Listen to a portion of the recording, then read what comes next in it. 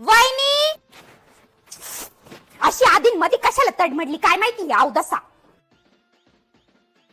काय हो वहिनी, बरे का तुमच्या सगळ्यांचं? बरं आहे आमचं. आम्हाला काय रोग झाला? अहो वहिनी, पण असं का बरं बोलत्या?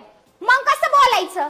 आणि ते सगळं जाऊ दे, तुम्ही काय असं आधी मध्ये येणं केलं ते बी न सांगता? अहो वहिनी, आता स्वतःच्याच माहेरी येण्यासाठी कुठं आधी सांगायचं? आणि आता रक्षाबंधन नाही आलं का? म्हटलं दादाला राखी बांधायला पण यावंच लागल ना.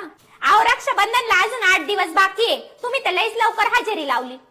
अहो दादाची आणि तुमची सगळ्यांची खूप आठवण येत होती, तेच म्हटलं 4-5 दिवस राहणं पण होईल माझं. 4-5 दिवस राहिला जसं काही ही धर्मशाळाच आहे ना, कुणी बी उठून सुटून यायचं तोंड घेऊन. हॅलो, कुठे हो तुम्ही? जिथं आशान तिथून लगेचच्या लगेच घरी या. इथं आली ती शूर्पणखा. कोण म्हणजे? तुमची बहीण, दुसरं कोण? इथं मलाच माझं बहिणा वर आली माया उराव बसाया. तुम्ही ना जिकडे आशान तिकडून लगेचच्या लगेच घरी या. काय ती राखी बिखी असेल ना ती बांधून घ्या लगेचच्या लगेच. हा अजून 8 दिवस आहे, पण तरी बी ती माया आत्ताच येऊन बसलेली आहे. तिला सांगा जशी आली ना तशीच पावलानी परत जायला. नाही मला काही सांगू नका, आजच्या आज गेली पाहिजे ती. परत मला बी माया माहेरी जायचंय.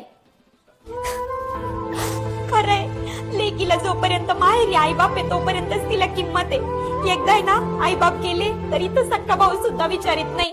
मग कोणतं रक्षाबंधन आणि कोणती भाऊबीज? सगळे सण फक्त नावापुरते. Download ShareChat.